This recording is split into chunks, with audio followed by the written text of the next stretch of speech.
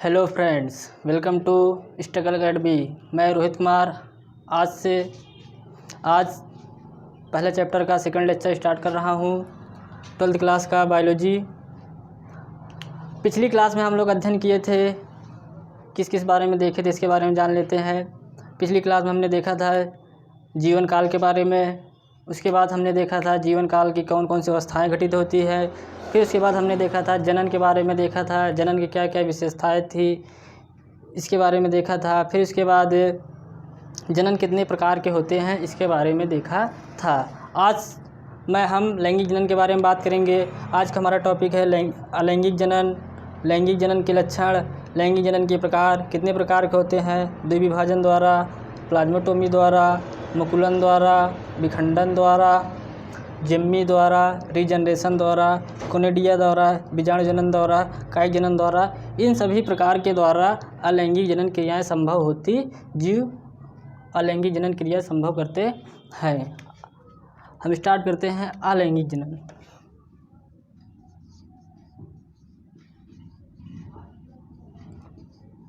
अलैंगिक जनन इंग्लिश में से कहते हैं सेक्सुअल रिप्रोडक्शन।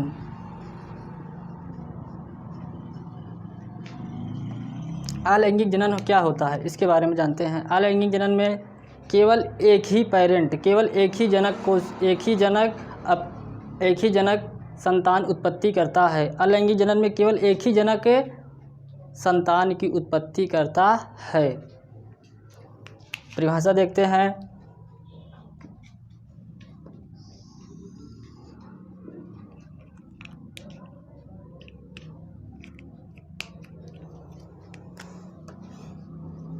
जिस जनन क्रिया में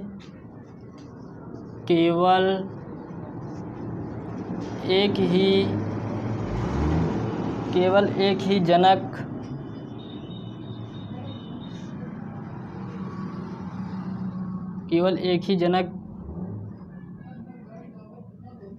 ओनली यूनिपेरेंटल,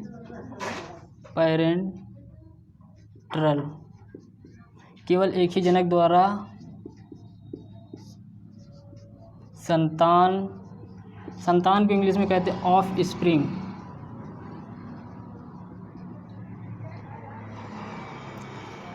जिस जनन क्रिया में केवल एक ही जनक द्वारा संतान की उत्पत्ति होता है उसे अलैंगिक जनन कहते हैं। यानी अलैंगिक जनन क्रिया में केवल एक ही जनक संतान की उत्पत्ति करेगा, केवल एक ही जनक संतान उत्पत्ति करने में सक्षम होता है। एक ही जनक द्वारा संतान की उत्पत्ति हो सकती है, उसे हम क्या कहेंगे? अलैंगिक जनन कहते हैं। अलैंगिक जनन क्रिया में केवल एक ही जनक की आवश्यकता होती है। उसके बाद इसमें युग्मक का निर्माण नहीं होता। अलैंगिक जनन क्रिया में निषेचन नहीं होता। जो संतानें बनती हैं वो अपने जनक के समान ही होती हैं, जिसे हम क्लोन कहते हैं। फिर उसके बाद इसमें समसूत्री विभाजन होता है और गुणन क्रिया तीव्रता से होती है। अलैंगिक जनन परिभाषा, जिस जनन क्रिया में केवल एक ही जनक द्वारा संतान की उत्पत्ति होती है उसे अलैंगिक जनन कहते हैं। ये अलैंगिक जनन क्रिया की परिभाषा थी। अब बात करते हैं अलैंगिक जनन के लक्षण।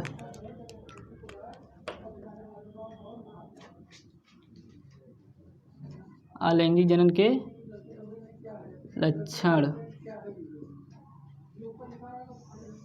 कौन कौन से ऐसे फीचर होते हैं जो अलैंगिक जनन क्रिया में भाग लेते हैं? कौन कौन से ऐसे फीचर पाए जाते हैं जो अलैंगिक जनन में पाए जाते हैं? पहला नंबर है केवल एक ही जनक की आवश्यकता, केवल एक ही जनक की आवश्यकता होती है। उसके बाद दूसरा नंबर है युग्मक का निर्माण नहीं होता है। युग्मक का निर्माण नहीं होता है। इंग्लिश में इसे कहते हैं no gamete formation. No gamete formation. उसके बाद तीसरा नंबर है निषेचन क्रिया नहीं होती है। निषेचन क्रिया नहीं होता है। No zygote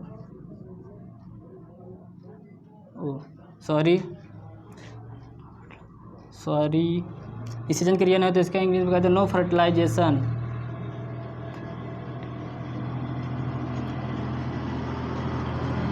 no fertilisation. Zygote का निर्माण नहीं होता है। जाइगोट का निर्माण नहीं होता है। No zygote formation. जाइगोट का निर्माण नहीं होता है। जो संतान होती है वो अपने जनक के केवल समान होती है, यानी कि जो संतान होती है अपने जनक के जीरोक्स कॉपी होती है, जिसे हम क्लोन कहते हैं। यानी कि संतान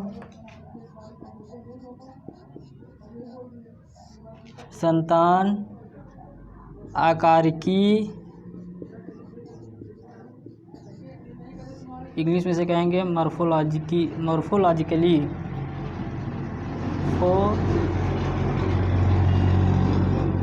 मॉर्फोलॉजिकली संतान आकारिकी एवं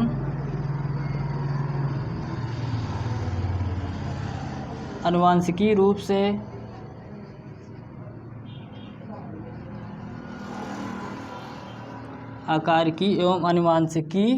इंग्लिश में से आनुवांशिक जेनेटिकली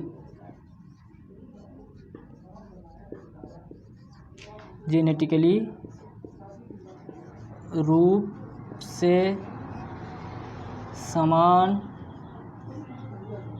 होता है। संतान आकारिकी एवं आनुवांशिकी रूप से समान होता है, जिसे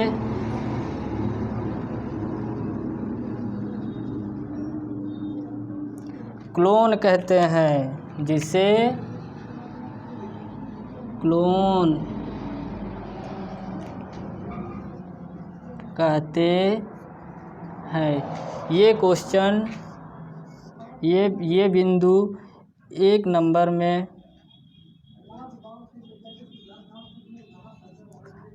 में बोर्ड एग्जाम में पूछा जाता। एक नंबर का बोर्ड एग्जाम में आता है। यानी कि ये क्वेश्चन, ये वाला बिंदु एक नंबर का बोर्ड एग्जाम में आता है। इसका मतलब ये इम्पोर्टेंट है।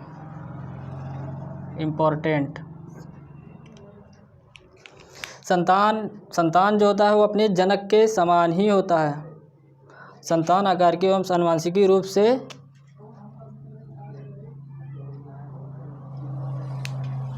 थोड़ा सा गलती हो गया है, करेक्शन करते हैं। संतान आकारिकी एवं आनुवांशिकी रूप से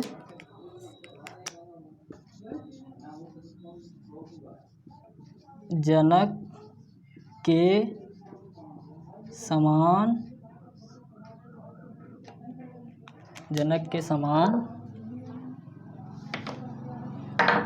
के समान होता है, जिसे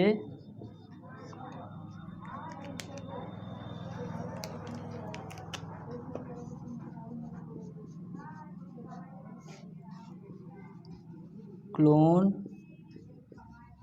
कहते हैं। ये बिंदु बहुत वेरी वेरी इंपॉर्टेंट है, क्योंकि ये बिंदु 1 नंबर में एग्जाम में पूछा जाता है। क्लोन पूछा जाता है, क्लोन किसे कहते हैं? क्लोन वह होता है जो क्लोन उसे कहते हैं जो संतान आकार की एवं आनुवंशिक रूप से जनक के समान होता है, उसे हम क्लोन करते हैं। क्लोन का मतलब हम कह सकते हैं ये जीरोक्स कॉपी, जो संतान होते हैं वो अपने पिता के एकदम हूबहू ही होता है, अपने जनक के समान ही होता है, कोई इसमें विविधता नहीं पाई जाती है।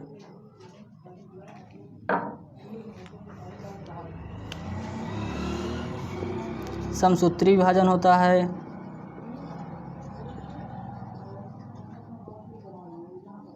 समसूत्री विभाजन होता है। कायिक कोशिका ऊपर लिखते हैं, आप लोग इसे नोट कर लीजिए। मैं थोड़ी देर के लिए हट जाता हूँ।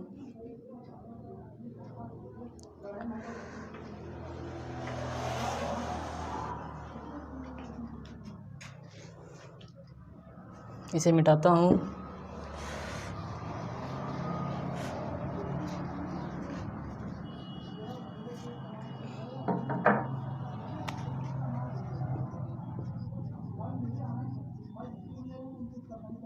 समसूत्री विभाजन होता है।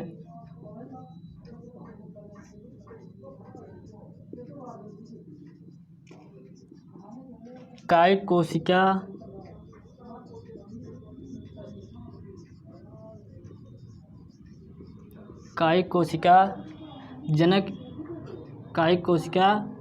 जनन इकाई के रूप में कार्य करती है। जनन इकाई के रूप में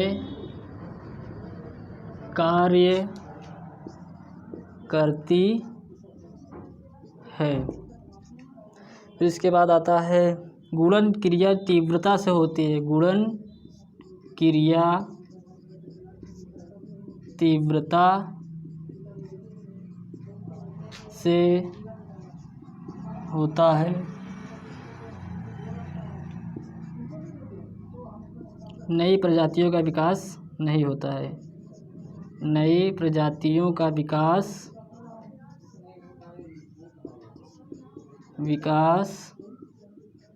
नहीं होता है।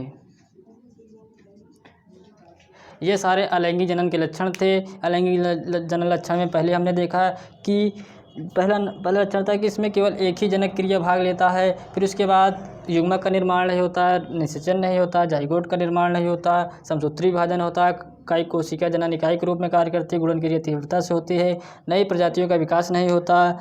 उसके बाद संतान जो होती है अपने पिता के समान ही होती है, अपने जनक के समान ही होते हैं, जिसे हम क्लोन कहते हैं। क्लोन की परिभाषा बोर्ड एग्जाम में हमेशा पूछी जाती है, ये आप लोग याद कर लीजिएगा।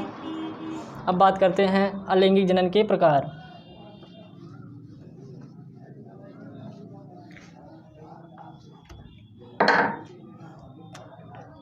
अलैंगिक जनन के प्रकार, ये अलैंगिक जनन के प्रकार निम्नलिखित हैं। द्विविभाजन द्वारा होता है, प्लाज्मेटोमी द्वारा होता है, मुकुलन द्वारा होता है, विखंडन द्वारा होता है, जिम्मी द्वारा होता है। तो अब बात करते हैं पहला नंबर हम द्विविभाजन द्वारा अलैंगिक जनन। द्विविभाजन द्वारा, इंग्लिश में कहते हैं बाइनरी फिजन, बाइनरी फिजन। क्या है द्विविभाजन? द्विविभाजन का मतलब जानते हैं। द्विविभाजन का मतलब होता है एक सेल अपने आप को डिवाइड करके एक समान दो कोशिकाओं में विभाजित हो जाती है। एक सेल जो जनक कोशिका हुई वो अपने आप को डिवाइड करेगी, दो सेल को बनाएगी, और वही क्या है? द्विविभाजन है। यानी कहने का मतलब एक सेल है जिसे हम कहेंगे पेरेंट सेल है,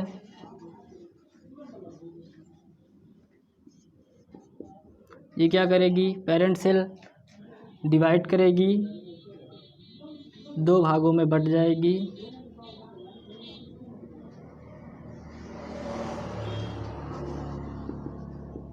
विभाजन हुआ। विभाजन हुआ, 2 सेल में बढ़ गए। इस सेल को क्या कहेंगे, इस सेल को कहेंगे डॉटर सेल। 2 इक्वल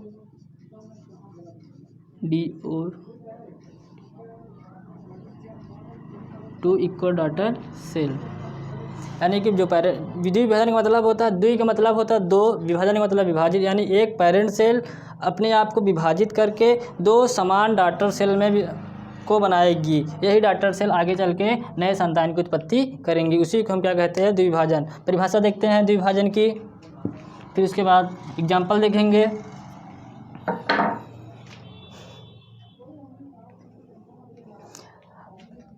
परिभाषा,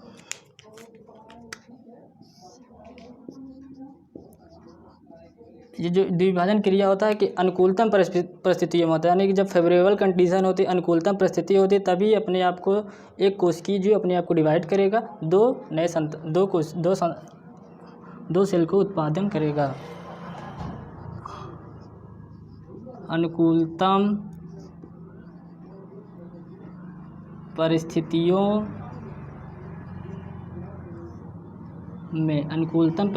में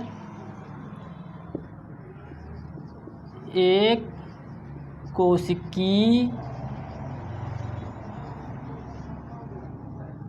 कोशिकीय जनक जीव, यानी जो 2 विभाजन क्रिया आपको देखने में मिलेगा केवल और केवल एक कोशिकीय जीवों में देखने को मिलेगा। द्विविभाजन क्रिया केवल और केवल एक कोशिकीय जनक जीवों में ही देखने को मिलेगा। एक कोशिकीय जनक जीव 2 समान पुत्री कोशिकाओं में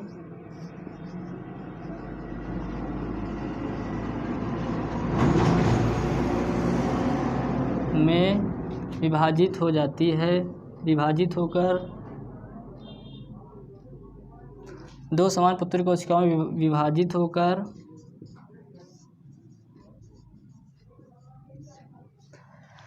अनुकूलतम परिस्थितियों में एक कोशिकीय जनक जीव 2 समान पुत्री कोशिकाओं में विभाजित होकर 2 नए संतान की उत्पत्ति करती है। विभाजित होकर 2 नए संतान की उत्पत्ति करते हैं।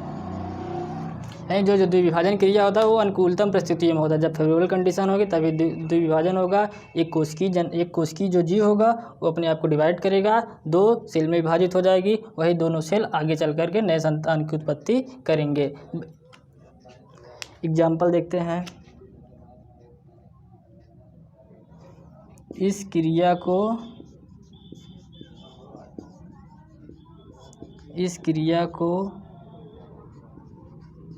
द्विविभाजन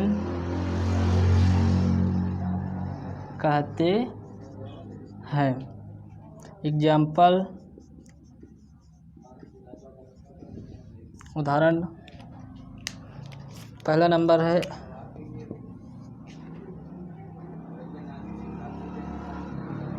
अमीबा में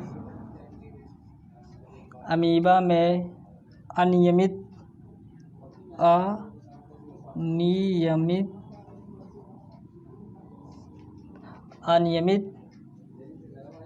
द्विविभाजन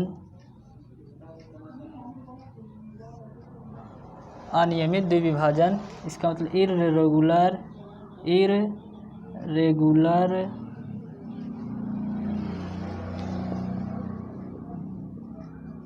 बाइनरी फिजन होता है। अमीबा में अनियमित द्विविभाजन होता है। ये सारे जितने भी टॉपिक यहाँ से एग्जाम्पल लिखाएंगे ये सब कॉम्पिटिटिव एग्जाम में पूछे जाते हैं। इसको अच्छे से पढ़ लेना। इसको हम मिटा देते हैं।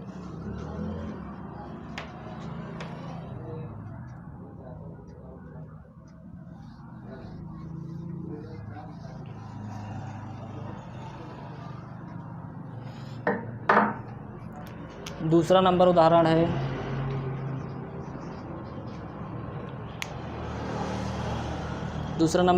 है यूग्लिना में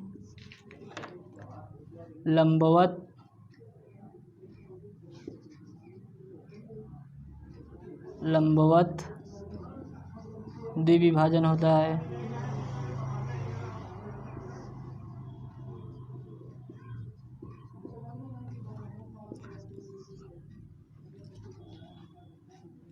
इंग्लिश में इसे कहते हैं लॉन्गिट्यूडिनल बाइनरी फिजन।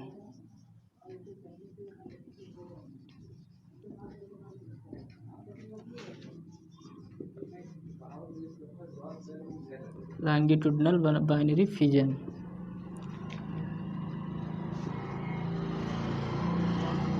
इसमें कहने का मतलब जो यूग्लिना में जो सेल अपने आप को डिवाइड करेगी, जो साइटोप्लाज्म होगा वो अपने आप को लॉन्गिट्यूडिनल एक्सिस पर विभाजित करेगी। इसमें अमीबा में जो ये अनियमित द्विविभाजन होगा, यानी कि कहने का मतलब जो साइटोप्लाज्म होगा, कोशिका द्रव्य होगा, किसी भी आकार में वो विभाजित हो सकती है। तीसरा नंबर देखते हैं पैरामीशियम। यूग्लिना प्लांट और एनिमल के बीच की कड़ी भी होती है, क्योंकि इसमें क्लोरोप्लास्ट भी पाया जाता है। ये सूर्य की उपस्थिति में अपने आप को भोजन भी बना सकती है, और सूर्य की उपस्थिति नहीं है तब पर भी वह अपने आप को भोजन कर सकती है। इसका मतलब यूग्लिना प्लांट और एनिमल के बीच की कड़ी भी होती है। तीसरा नंबर है पैरामीशियम। पैरामीशियम में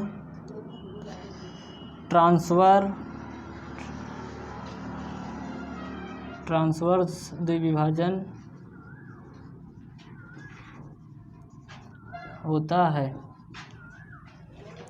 पैरामीशियम में ट्रांसवर्स द्विविभाजन होता है, यानी कहने का मतलब है जो साइटोप्लाज्म होगा वो अपने आप को इस प्रकार से विभाजित करेगी, और यूग्लिना में जो द्विविभाजन होगा वो साइटोप्लाज्म अपने आप को इस प्रकार से विभाजित करेगी, और पैरामीशियम होगा जो साइटोप्लाज्म विभाजित होगा इस प्रकार। ट्रांसवर्स का मतलब होता है ऐसे, यानी कि इस प्रकार से कटेगी। लंबवत का मतलब होता है इस प्रकार से। ये था द्विविभाजन की एग्जाम्पल। पहला एग्जाम्पल है अमीबा में अनियमित द्विविभाजन होता है, यूग्लिना में। अब थोड़ा सा डायग्रामेटिकली देख लेते हैं।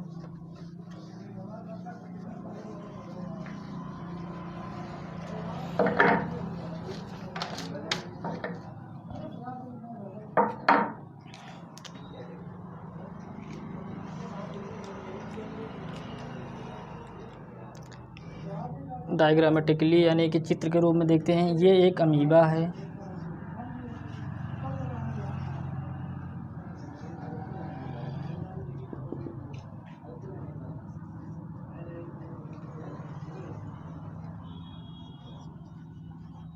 Parent body of amoeba. ये यानी कि अमीबा की जनक कोशिका है, जनक शरीर है। ये है सेल मेम्ब्रेन,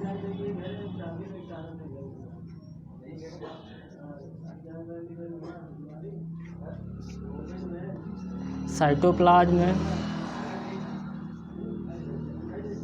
केंद्रक, इंग्लिश में कहते हैं न्यूक्लियस।